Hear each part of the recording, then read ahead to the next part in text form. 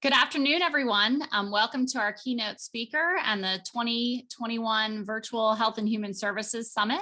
My name is Carrie Baird, and I'm going to be the moderator for our keynote session. And I'm also clicking to let people in as I'm speaking. So let's hope I can multitask. Everyone is going to be muted during this presentation, but if we have time at the end, we will pose some questions so you can share those in the chat box today.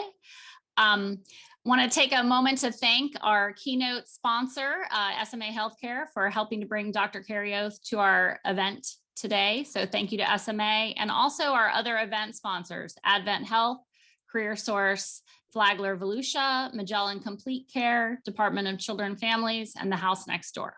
It's my pleasure to introduce to you our keynote speaker, Dr. Sally Karioth.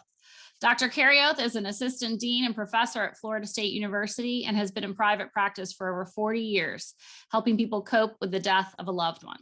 Please welcome Dr. Sally Karioth. Nicely done, Karen.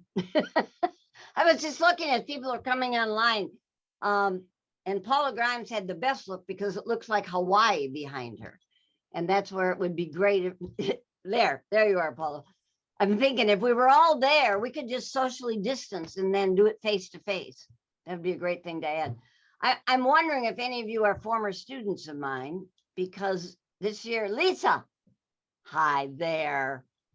And this, believe it or not, begins my 51st year at Florida State University. And I would love to tell you that I was hired when I was 5, but that would be a lie. And I'm always surprised when I'm doing these kinds of things. It's been a particularly busy week because it's also Nurses Week. And so I have, today is what, Thursday, Wednesday? I have done 8 speeches so far this week. And today specifically is Florence Nightingale's birthday. And for those of you that have a nursing background, you may or may not know, she was born in 1820 and she died in 1910. And I live part of the year in London. And I live not too far from the last place that she lived in London. She lived just a little ways off Harley Street, which was where real doctors practiced in London after the fight for the National Health Service, which took place right after World War II. Some specialty physicians stayed on this particular road called Harley Street and opened their own practices, and that continues until today. I think one of the reasons I'm always surprised here is because I never intended to do this kind of work. I had actually intended to be a very famous musical theater and dance star, and I directed unerringly the course of my life toward that. But what I didn't understand was that talent was a prerequisite. And so from K through 12, I took dance and did theater. And when I was a senior in high school, any of you take dance when you were younger? Just raise your little hands if you took dance when you were younger.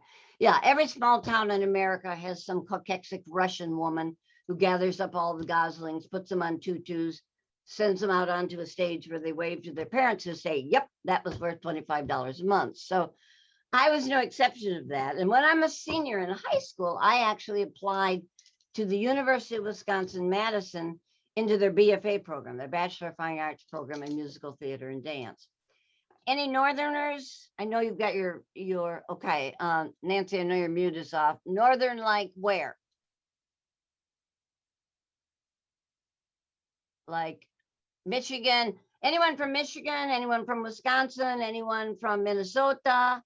Well, I'm a Wisconsin girl, and you can tell if I'm home for 5 minutes, this is how I begin to talk. Well, gee, cripes, then you know, we better be going to that fish fry. Yeah, you betcha. We're just going to pick that there up and have the tater tot hot dish, you know.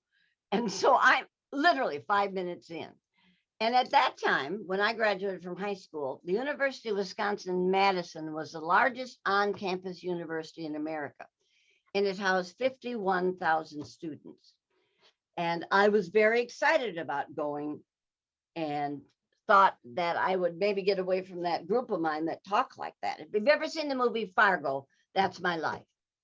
And a couple of days before we were to go to Madison and I was to have an audition. I come home from school one day and my parents are sitting on the couch.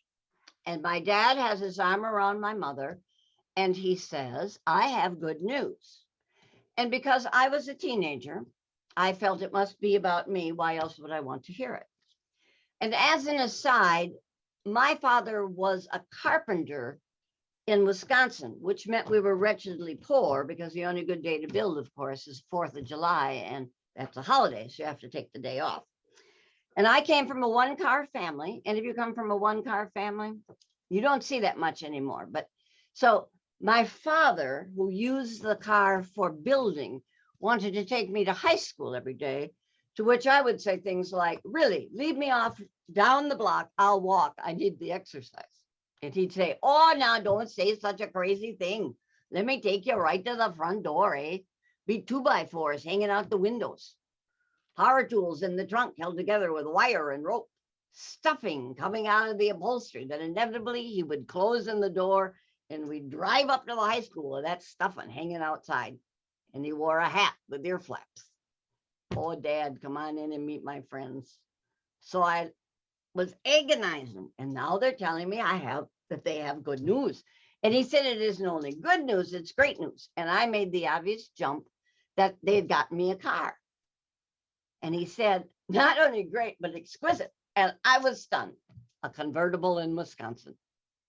And with his arm around my sweet mother, my dad said, your mother and I are going to have a baby. I was a senior in high school. Do you want to know what it's like to have your parents and mother come to your high school graduation in maternity clothes? A public proclamation that your parents do it? I was horrified beyond belief. And I went down to Madison. I gave the audition of a lifetime. And before we even got home, they called and said to my dad, Mr. Peterson, your kid got in. And after all of the original tuition is paid, you're only going to owe an additional $2,000 a semester. And I thought the look on his face was joy. And so as far as I was concerned, I was going to leave Wisconsin Rapids behind and go to Madison and end up in New York City. And the only thing between me and virtual stardom was awards night. Are any of you young enough to remember the names of the people in your class that got all the awards on awards night? In my class, it was obviously a kid named Jim Wiseman. He even had that name. I mean, he got like the math award, the Woodwinds award. After a while, I dragged some of his stuff under my chair. I actually got an award. I don't even know if they give this anymore. The American Legion Good Citizenship Award. And my guess is if the same woman is giving it, she looks exactly the same. Kind of a great bosomed woman, hair the color that doesn't exist in nature, a red, white, and blue triple knit suit with reinforced hose hanging out of her Corfam sandals, missing a tooth, smells like smoke, pins a little American flag on me and gives me $50 and I go, great, that's all, I'm out of here. As a small geography lesson for all of you, the Wisconsin River is the hardest working river in America. I'm sure you didn't know that. And it houses more hydroelectric plants and more paper mills than any other place in the country. You probably can't go into a restaurant anywhere, probably in the world, without finding some kind of Wisconsin Rapids made paper. Kimberly Clark is from there. Scott Papers, Mead Papers. All of the stuff, you will see Mead, M-E-A-D, written on all kinds of boxes of paper. Our particular mill in our town, we made paper for magazines, we made cardboard boxes, and of course, the entire town was working for the mill. And the family that owned our part of the paper company were the Meads and the Cresses and the Hills. And if truth were known, I will still say to this day, some 60 years later, that the scholarship that was given every year at my high school by the Mead family and the Crest family is still the best I've ever heard. It paid for 3 complete years of college. It paid for room and board and books and tuition. And gave the student in 1964 a $20 a week allowance. And any extra expenses that the student might incur were sent immediately to the Crest family's office, and they were paid for. I have virtually never heard of a scholarship like that before. And the only tiny problem was that it wasn't to the college of your choice, it was to the college of their choice.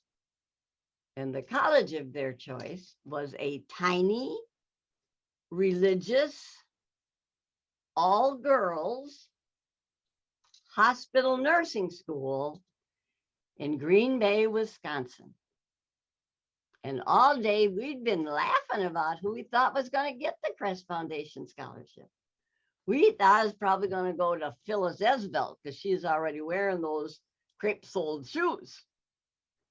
Mrs. Crest got up to give the award and she said, "This year's winner doesn't look like the rest." And we went, "Absolutely, it's Phyllis in those ugly shoes." And she said, "This year's winner was a varsity cheerleader." And those of us on the squad did not remember Phyllis cheering with us. And she said, "This year's winner was on homecoming court and has been in every play this high school has ever done." And things began to look a little bleak. And I don't know about you, but I was raised by cliche. How many of you had mothers that raised you by cliche? Where they said things like, "Don't make me say this again." And you're thinking, "I wish you hadn't said it the first damn time." You're skating on thin ice, young lady. Am I going to have to count to 3? Well, another one of my mother's very big cliches was, "There's no excuse for bad manners." So when they announced my name, I realized I would have to go up and accept the Crest Foundation scholarship. But in my mind, I'm thinking, I'm giving this back tomorrow. And so when I get home that night, my parents are once more sitting on the couch, only this time a little more leery. And my sweet daddy says to me, "Darling, Mother and I don't know if you know this, but lately in the deep of night, when you are fast asleep, you have been waking up from a sound sleep and crying out, 'Oh, please let me be a nurse.' So you hate to go against the gods, you know." So I headed off to Green Bay, 1964. And at that time, Green Bay was smaller than the University of Wisconsin. The town itself had barely 50,000 people in it. And there were really only 3 things in Green Bay at that time. My school, the Bellin School of Nursing, had 78 people in it. There was a seminary that trained priests, which I thought did me no good, but I might have been wrong about that. And the Green Bay Packers, so you know where this is going, right? And so I cheered for the Pack for a couple of years. Any of you football fans by any chance? Raise your little hands if you're football fans. Any Packer fans, or am I really going too far for this? I will tell you a little story. The last game I cheered for was on December 31st, 1967. Later to be learned, we called it the Ice Bowl. And they show little clips from it a lot when it's Super Bowl time. And on that particular day, we were playing the Dallas Cowboys. Tom Landry was the coach. And it was going to determine who was going to the Super Bowl. And we in Green Bay are very eager about terrible weather. That seems to be to our advantage because we play outdoors, and teams that aren't used to it think it's a difficult thing, and we see it to our advantage. And unbeknown to us, on the day before this particular game, a tropical warm front comes to town, and it had to be 25 degrees. I mean, in Green Bay, that's like sultry. I mean, people in flip-flops and out in tube tops. And unbeknownst to everyone, including the weather people, during the night, the temperature drops to 20 below. And with the wind chill, it's 40 below. And with 13 seconds left to play in that game, we're behind 17-13. And Bart Starr, who is quarterbacking, comes over to, there's only 5 seconds left, comes over to Lombardi and says, "Have you got to play?" Lombardi says, "Yeah, maybe I can get Jerry Kramer to throw a block." Now, remember, we're playing on ice, literally, because in Green Bay, there are coils under the ground that keep the turf from freezing. But because it had been so warm the day before, they barely had those on. So when the temperature drops so quickly, it looks like we're on a hockey rink. And I'm standing as that play begins, and I can see Jerry Kramer trying to block. And he sets his foot and it slips, and he sets his foot and it slips, and he does it again and it stays. And what they show at the Super Bowl from time to often is of Bart Starr going in, making that play, scoring the touchdown, and we win that game and go on to win the Super Bowl. And it's another 30 years from Jerry Kramer's great block till we go back to the Super Bowl. And those of us that were part of 67 actually get tickets. And as it turns out, the banquet that night, they have asked Jerry Kramer to come back. Here it is 30 years later, they ask him to come back and be the speaker. And by now he's a big businessman in San Francisco. And he's running to the airport because he's late, and he jaywalks in front of a cab driver at the airport. And if you know anything about travel, you know in San Francisco, if you jaywalk in front of a cab driver, it's akin to having latent suicidal tendencies. And the cab driver blares the horn, shows him different parts of his fingers, discusses his mother's heritage, continues to berate him. And all of a sudden the cab driver pulls back, looks at him again and says, "Hey, aren't you Jerry Kramer?" And Kramer says, yeah, man, I am. And the cab driver says, "Nice block." And what Kramer talks about in his speech, of course, is that exquisite moment where the world stood still. I say this to my students all the time, that in every single day of your life, you're going to have some kind of exquisite moment. It's been hard this last year, obviously. We are all in the languishing stage now. But without that, we find the pedantic day-by-day stuff that's overwhelming. So no day should pass without their having it. And so I actually began nursing school, and I love it. My mother's brothers were physicians. My grandma was a nurse. I remember going with her on seeing patients. I laugh sometimes when we talk about holistic care, family-centered care. That's all anyone did, is that. I mean, she went to see her patients in their farms and in their homes. And I have this kind of clear memory of being with her one day when we had gone to a farm family where it was obvious that the mama was dying. I've been in practice for 50 years, and I will tell you now, I don't know when someone is 5 years after a diagnosis. I don't know when someone is 5 months and 5 weeks, but I know when someone has a very limited amount of time.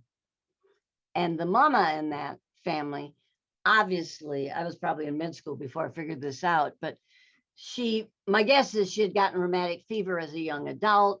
Now she was married. She's 30-some years old. She's had 6 children. She's working hard on a farm, and her little heart is failing. Her ankles are swollen.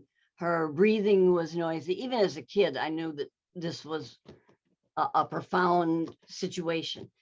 And I was probably most impressed by the fact that the father was there. Farm families in Wisconsin, fathers and people who work the farm don't come in the middle of the day to have meetings. It's kind of a great raw bone man, a tan that started here. And I kept clearing his throat and walking out of the room. And the room was filled with grandparents and neighbors and siblings. And what they were trying to figure out was who was going to be able to take care of the children when she died, because he wasn't going to be able to take care of it.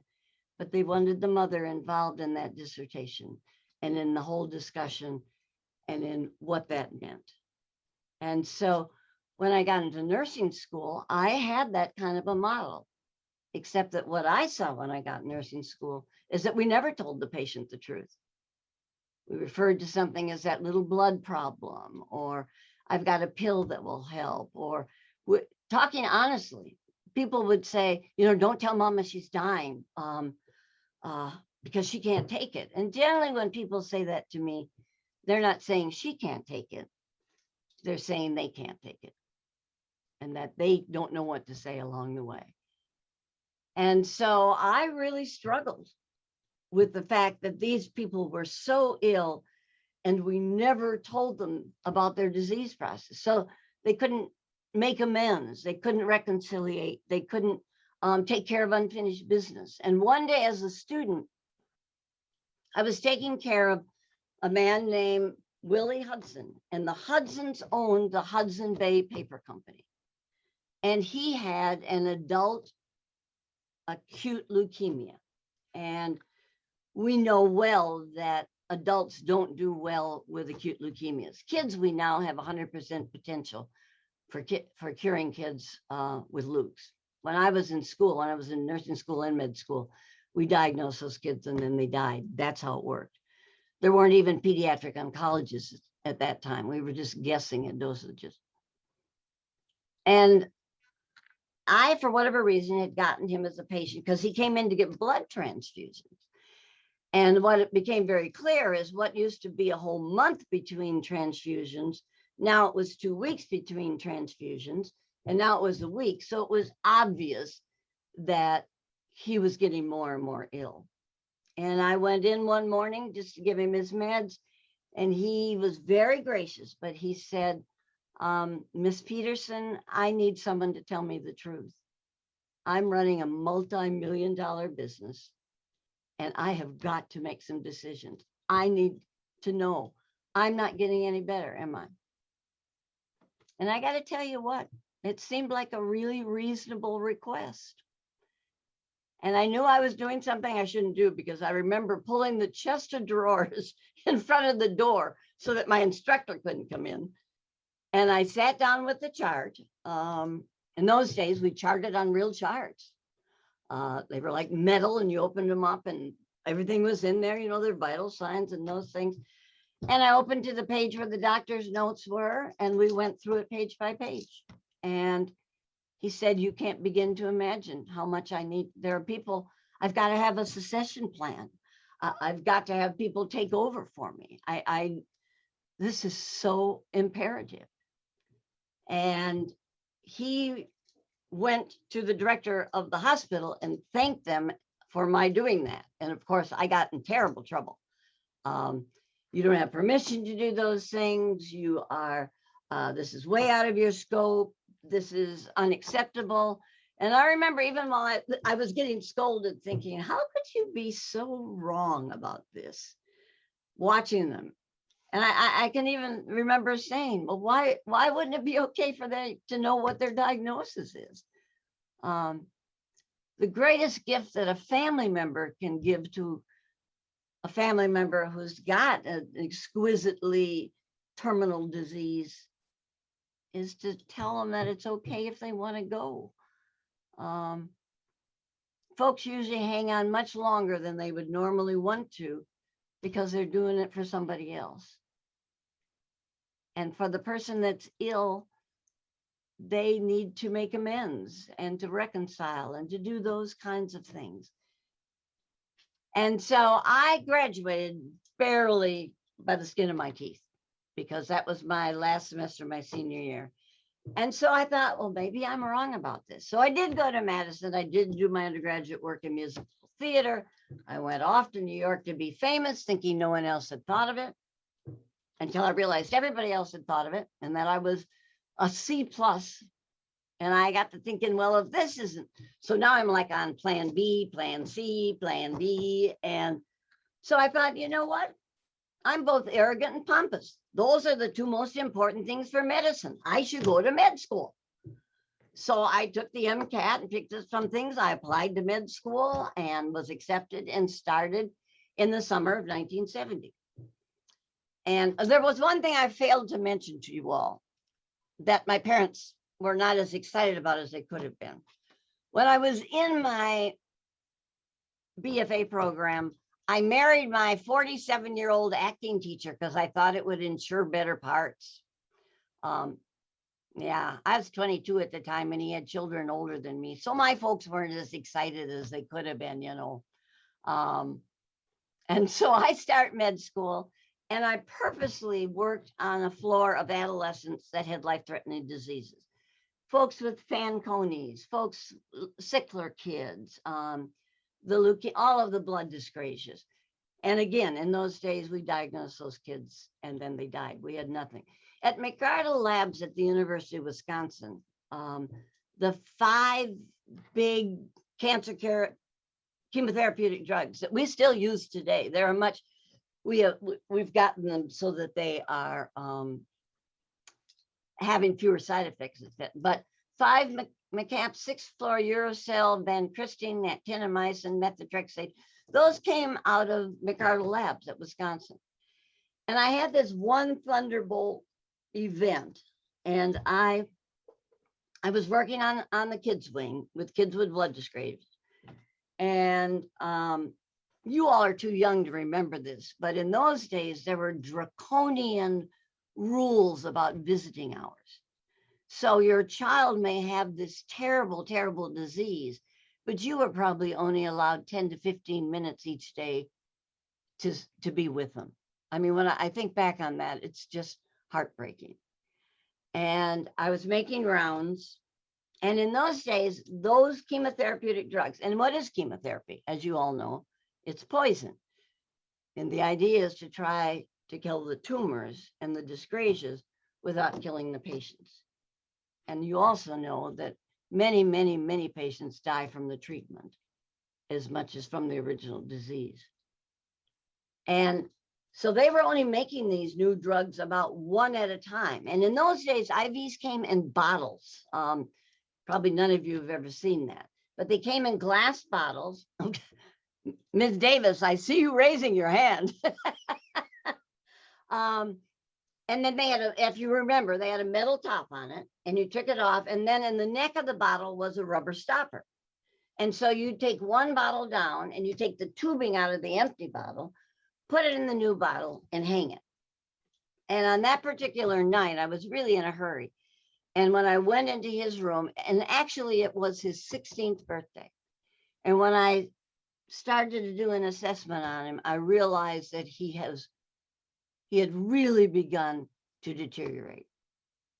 And as I looked at him, I thought, this child is not going to live through this shift. It's not going to happen. And of course, we'd been telling the parents that, oh yes, we have lots of drugs for him. Things are coming along fine. Nothing to worry about. And so while I was changing that bottle, some of it dripped on the bed before I could get the tubing tight. And when I looked back at the bed where it had fallen, it had already eaten through the sheet. And in that one moment, I thought, I am not going to give this child one more drop of this stuff. This little guy is not going to live through the night. I won't do it. I remember going and just getting a bottle of normal saline and hanging that. And then I thought, and his parents should be here. And I went into the waiting room and I knew right away who his parents were because they had all his birthday presents. And I sat down with them, and I probably wasn't very good at this in the beginning. And each time I talk to parents this way, it's always the first time. And I said, you know, Mr. and Mrs. Barano, we haven't been totally honest with you. This last drug is not helping him. And he's really, really sick. And I think it's a possibility that he may not live through the night. And they were both sobbing before I even started talking. They knew perfectly well how sick he was. A couple of years after all of this happened, a couple of researchers by the name of Glasser and Strauss actually named that phenomena. When the patient knows he's dying, and the staff knows he's dying, and the family know he's dying, and we all act like he's going to live forever. That's called the ritual drama of mutual pretense. We just put on a play about it, not with what's happening, but as though he's perfectly fine. And we now know all of the research, how awful that was to manage things that way. And as I said, I think you should come and be with him. And she stood up and she looked down at his packages and she said, can I bring his presents? It shows you how much parents abdicated. And I said, I think you should bring those presents. And when she got to his bedside, she said, can I touch him? And I said, if I was you, I'd get right in the bed with him. And she got in and kind of rockabye him. He's a 16-year-old boy, but she got him in a situation where she could kind of hold him in the bed. And he died about 20 minutes later.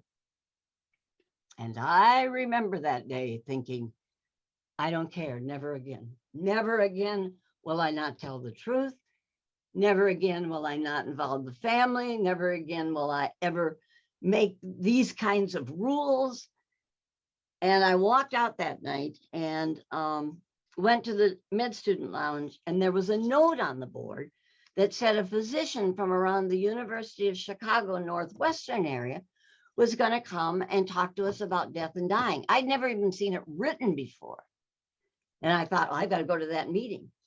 And so we're in a meeting, not like this, of course, because Zoom meetings are deadly, as you all know. Is there anything worse than this? How badly I need for all of you to be sitting in the audience and we could be chatting with each other. And the woman walked in who was going to be the teacher. Well, first of all, she needed a fashion citation. Yes, she was wearing a lovely, bright turquoise jumpsuit that looked like it was made from a parachute with very high patent leather heels, and she's smoking a cigarette like a psychiatric patient. I thought she picked that butt up off the ground on the way in. She's smoking. At one point in the lecture, true story, 3 lit cigarettes on the podium. She's smoking all of them. And I thought, I have made the wrong decision. And then the thunderbolt. And she said, patients have the right to know their diagnosis. They have the right to refuse treatment. They have a right to a second opinion. They have a right to complementary healing. And I went out afterwards and said, I want to do what you do. She saw the cigarette, of course. She says, we will see. If in 30 years you're still doing this, then maybe. And that woman was Dr. Elizabeth Cooper Ross. And that year was 1969. And in 1968, her book called Questions on Death and Dying was published. The first book ever that talked about what to do, how to talk, what to say, much to the chagrin of the medical profession. They didn't want that to be happening. But the world wanted to read it, patients, families. And she stayed my mentor pretty much through most of my life up until her death in Scottsdale, Arizona. And all of a sudden I knew what I wanted to do. Wisconsin was going to start the first pediatric residency program in oncology. That was going to be my goal. And so I went home and said to Joe Karioth, I have great news. And he said, I have great news. And I said, what is your great news? And he said, my great news is that I've accepted a professor's job at Florida State University, and we leave at the end of this semester. I said, what are you talking about? I'm in med school. Yeah, he said. So I left the University of Wisconsin and came to Tallahassee, Florida, where I was on the campus for several hours looking for the campus. I finally found the registrar's office. It looked like a little place Hansel and Gretel might live. I said, hi, I'm Sally Karioth. I'm here to be part of your med school. And they said, that's great, Mrs. Karioth. If we had a med school, you could sure be part of it. And I thought, well, I'm a nurse. Maybe I could get a graduate degree in nursing. And so I went over and talked to Vivian Duxbury, who was the dean at that time. Now, you can see behind me that I'm in my office. But this building is now Duxbury Hall, named after the first dean at Florida State University in the School of Nursing. I have been here long enough that the auditorium that I've taught over 26,000 students in has recently been named the Sally Karioth Auditorium, and it's been a great gig. So I go to see Vivian and I say to her, I'm here to get a graduate degree. And she said, that's great, Mrs. Karioth. If we had a graduate program, you could sure be part of it. But she said, you know, I'm one faculty member short. You want that job? Heck, I wouldn't do anything else that day. And so here I am 50 years later. And I was able to grow up on this campus. And we do have a medical school. And I do teach classes there. And it's been a great and exciting thing to watch. I guess as much for the fact of how much we learn about the way. The fact that what you all probably deal with isn't grief as much as it is trauma. Have you had a lot of workshops on trauma and the difference between grief and trauma, you all? Does that sound familiar to you? Kim, you're saying, nah, not really. Maybe, maybe not. Karen, you're saying no?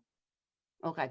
Because most people don't know this, but because you deal in profoundly difficult situations on a daily basis. One is, what do we do about you guys with what you see day after day after day? And then we lock you down, and then we tell you can't see people.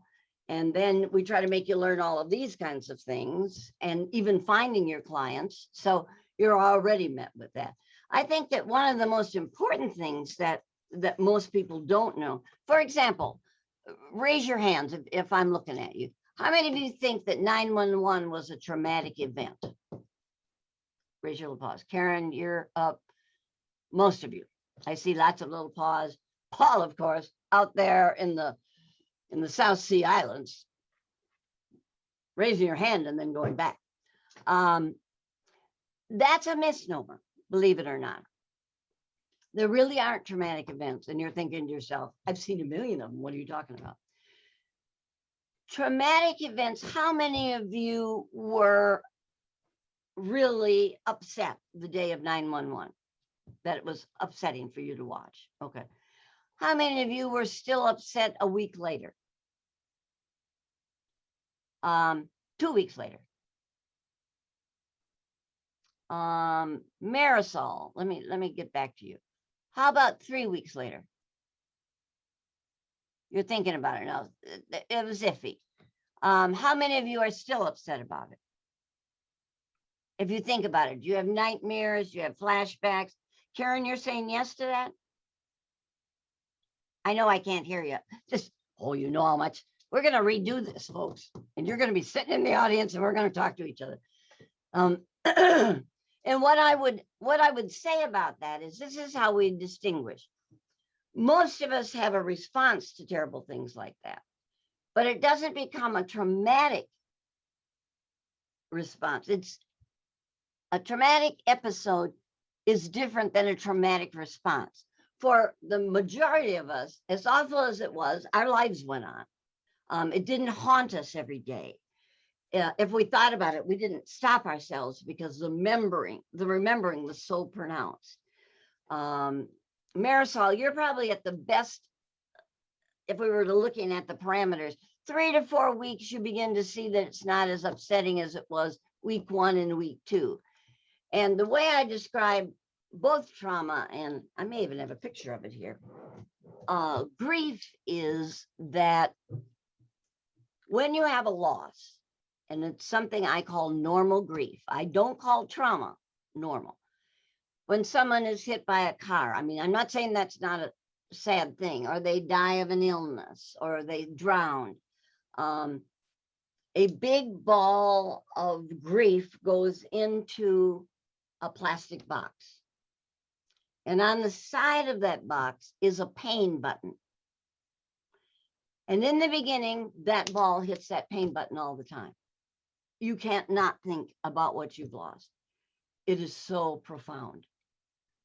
And the ball doesn't have any place to go other than ever. I mean, you know, people come up to you and say, how was your weekend? And you're thinking to yourself, you mean, how was 5 minutes of my weekend? Because the rest of it was this grief that's weighing me down. But what happens with a good support system and lots of help, and you actually doing your grief work, is that the ball starts to get smaller and it doesn't hit the pain button as often. At the anniversary of the death or a birthday or those things, it will start hitting it again a little bit, but it never leaves the box. But you get yourself to a point by being able to tell the story. What I tell the students is, Let people tell their story without narcissistic communication. That part where they start to tell and you say, oh yeah, I had something like that happen too. Only, no, it wasn't to me. Let me see. It could have been the neighbor, or was it that other people that, they had that cat. It's a lot like my cat. Okay, we call that narcissistic communication. When you interrupt somebody's story. And my goal for the students is to say to them, normalize not bringing up a relatable story about yourself when someone is telling you something about themselves, and just listen. And so being able to tell the story, you tend to get to a point where you have memories are happy. I lost both my parents and my husband in the last 36 months, and it has been profound. And it's a deal. My husband was a public figure in the city, and so the whole city talks about him all the time. And there are things I call sniper grief. And all of you probably have experienced this, where you're having a perfectly good day, you're driving down the street, and all of a sudden out of nowhere, you're sobbing. You have to drive off the side of the road and get a hold of yourself. And you're thinking, where did that come from? That's sniper grief. You can prepare for anniversaries and birthdays and those kinds of things. But in normal grief, what we think about, if we lose parents, what do we know? We know we're going to lose our parents, spouses, and people do get sick. People are in car accidents. And we eventually have built a monument of memories that are sound, and we can think about it without being overwhelmed. We begin to make our life, however, the history of our life, and we even start saying things a couple of years later. Was that before or after Mama died? Because that's how our history is now. Was that before or after the accident? I talk to the students about the 2-second theory. When 1 second everything is perfect, and the next second it isn't, and your life changes forever. We all have those moments that occur. If someone knocks on your door at 1 a.m. and there's a policeman standing there, you pretty much know what's going to happen next. And so what I would say to friends of people that have losses, that I would say to all of you, is that the only thing you can do wrong when someone has had a great loss is to do nothing. Don't say, well, I don't want to bring it up in case she's not thinking about it. Of course she's thinking about it. You can't bring the people back, but you can validate that they're gone. You can say, I know this is a tough day for you. You can send a card on that day, or flowers, or you can't bring them back, but you can say, I know they were here. Or you can write them a note and say, I was just thinking about John the other day. Remember when we used to do this? And those are easy things to do. I teach that to the students in class. I supply the cards and the stamps, and I have to teach them how to write a card. Isn't that wild? I have to put on the board how to address an actual envelope, because they don't write things for anything. And they send these usually under duress. I have to say, I want you to write to someone that needs to hear from you, that can be a Sunday school teacher or a coach or a janitor or someone. And I promise you, if you say, I was just thinking about so-and-so, and I know that sometimes holidays are hard. And then they come back like the week later and say, oh my gosh, they said that was the only card they got, and that it made them cry. And yeah, it's simple. You don't need to be a rocket scientist to take good care of people. And so what happens with all of us, especially this last year, well, the first thing that you need to know is you all did it. Here we are. If someone had said to you at the beginning of this, well, in the beginning of this, you know what they said to all of us? It'll just be a few weeks. Yeah, okay, that's great. We thought, well, we can do a few weeks. And then he said, oh, maybe a little bit longer. And we didn't even know what we were doing it. Make sure you wash your hands. And I'm thinking, okay, does that mean I should take showers too, or just wash my hands? So I just wash my hands. And we didn't even add the mass until, that's what science is. That's why science is so great. We learn new things every day. That's why that didn't work, because scientists are learning new things, and we're all part of that. And anytime you're taking care of vulnerable people like you guys are, we have this wonderful program at Florida State called CARE.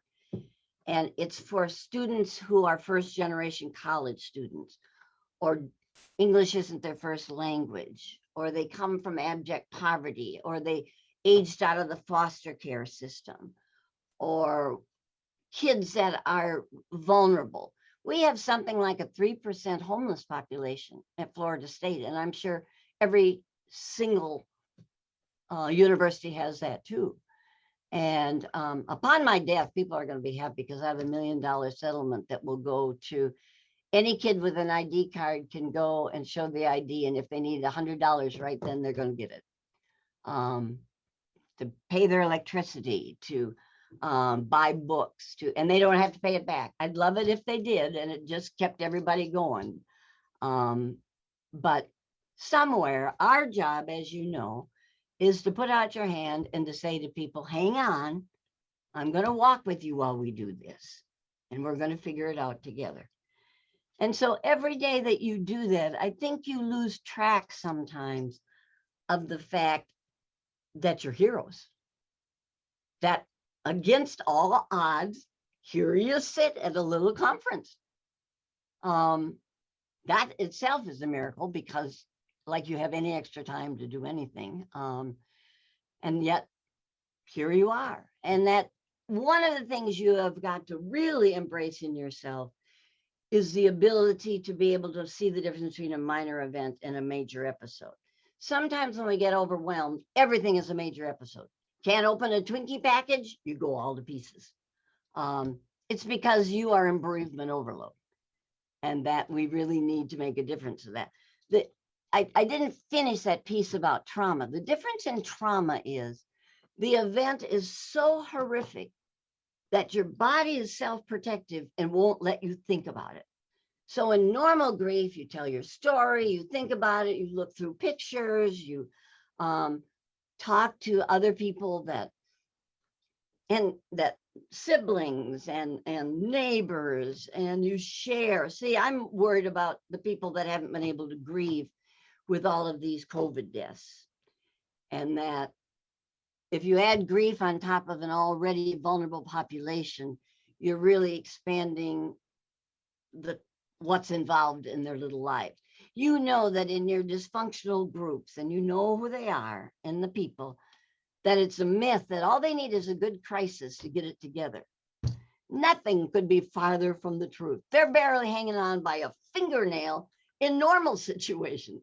Why would sending them into their car to live because they lost their job in COVID make them better problem solvers? And so your efforts become more complex. And sometimes all you can do is just validate that and say, there is nothing good going on here, but we are going to move forward in whatever way we need to. I think sometimes we forget what our gifts are because we're so overwhelmed with the stuff. I was thinking about this. I have a daughter that's, my gosh, like 40. And when she was in high school, this incident happened that made me think for a long time. I do some writing for the chicken soup books, and I have a book called If You Want to Know If You're Dying, Ask the Cleaning Lady. And I do a lot of going around giving speeches and doing those kinds of things. And I talk a lot about gratefulness. In trauma therapy, we know, for example, that talk therapy doesn't work for trauma. And it's relatively new what we're learning about trauma. I'm a certified traumatologist, but we use rapid eye movement. We use traumatic incident reduction. Believe it or not, street drugs are starting to look pretty good in treating trauma patients. Who knows why? But we, for a while, have been naming everything PTSD, and everything is not PTSD. Marisol, you were the best example. You were upset in 911 the first week, the second week, the third week. You started to say, well, maybe the fourth week. A lot of people would come in and say, well, see, she's got PTSD. I would have said, we don't know what anybody's got in 3 weeks. And we label a lot of that. And our new push for trauma now is something called post-traumatic growth, where we try to get people to volunteer, to do good works. I know it sounds unusual, but we're seeing post-traumatic growth seems to be looking like it's going to be a helpful treatment plan where they look at somebody else's needs and they start working with them. And the fact that we probably don't need to debrief someone on the day that a trauma happens. They're completely, first of all, maybe the memory isn't set, and we are probably setting it with that. And secondly, we need the time to go on to see if things get better on their own, and not assume. I'm always concerned. I don't know if all of you saw that there was a little girl murdered in Jacksonville on Mother's Day. And the schools are doing what they think is right, which is bringing in a bunch of grief counselors.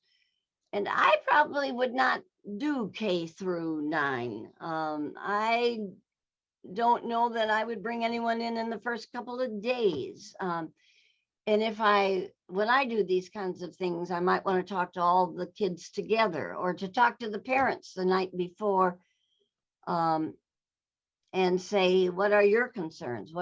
Children in grief and trauma is new to the profession. We never even thought children grieved until an incident called the Children of Chowchilla, in which a bus was buried with children in it. And eventually they got out and everyone was ecstatic until the children started acting out and no one understood why. Well, because they were actually buried alive in a bus. Of course they're acting out. And so we learned up until then, which was the 70s, we seldom even included children in grief responses. We know now if a child's old enough to love, they're old enough to grieve. And so what we've all got to do is find what our gifts are.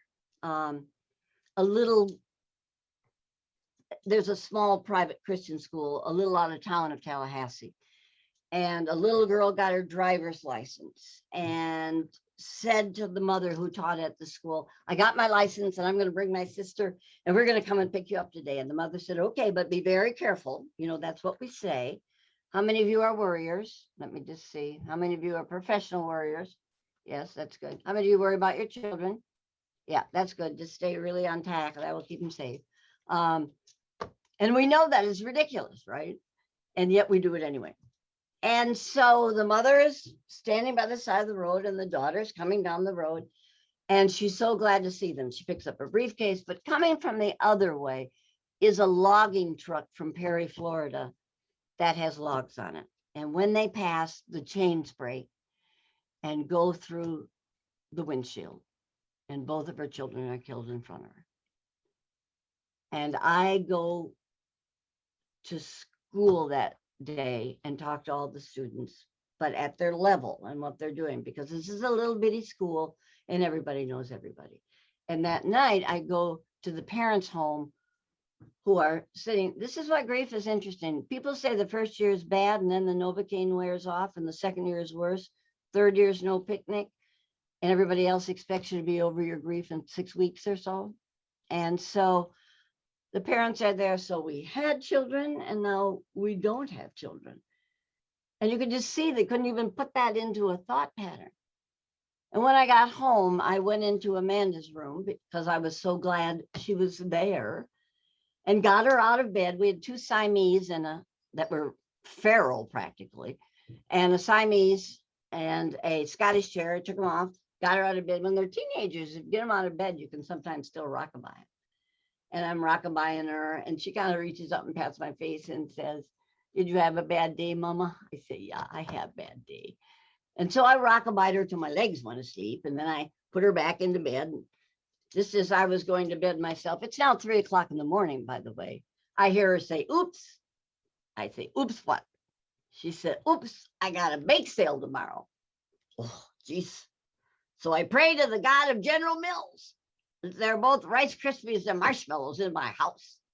So I get up and I make Rice Krispie treats and I cut them in squares and I put them in bags with blue and white ribbon because those are my clay colors. And I go to sleep, and in the morning when I wake up, I'd taken her to school and she said, I'm sorry, Mama, I just forgot about the Rice Krispies. I said, it's no big deal. It doesn't take me any time. And we're walking to school and a woman comes up and says to me, well, I see Amanda that remember there was a bake sale. And Amanda and I kind of laughed because, it's 3 o'clock in the morning. And she said, because Chris didn't think of it until 8 o'clock last night. And I'm thinking, 8 o'clock? I'd have liked 8 o'clock. And she said, and I refused to bake for her because I was going to teach her some lessons. What do you think of that? And I felt Amanda beginning to sneak away because she knew I was going to tell her what I thought of that. I said, well, I think you taught Chris a whole bunch. I think you thought that she must have done it to be mean because I don't know why you were punishing her. I think you taught her that she wasn't very important because you couldn't make those cookies. And I think you taught her it wasn't okay to make a mistake. But I don't think you taught her anything about being responsible. And I know a mama in a little Christian school outside of Tallahassee that would give anything in the world to hear a child say, I've got a bake sale tomorrow. So we always need to remember our gifts. We need to remember that every single day you get up and turn off the air conditioning and put the steak back in the freezer and go to work. You're doing stunning things. I'm in awe of that. Every child that's been sexually abused, any little one that's been trafficked, anything that's going on, you're helping with that. And in the end, you find your gifts. And you have an exquisite moment each day. I'm not talking about winning the lottery, though that would be one. I'm talking about the gardenias are blooming. And the kids in Little League. And in the end, that's all that it's about. Thanks, guys. Thank you so much. We really appreciate you being here. Any questions, kiddos, people, folks? Please feel free to come to Tallahassee and sit in my classroom. I teach all my classes face to face. Please, I'm begging of you. Or when we do this next year, I'll just come and even if I'm not on the program, I'll just sit in a little room somewhere. You can come in and we'll have a little section, okay? We definitely want to have you come back in person. Thank you so much. Yeah. No questions? Thank you. I added to the chat a link so you can get back to the next sessions that are starting in 2 Okay, sorry. Oh, did I keep you too long? No, not at all. We just crammed a lot in today. So thank you so much, Dr. Karioth. Okay. Bye, guys. Bye.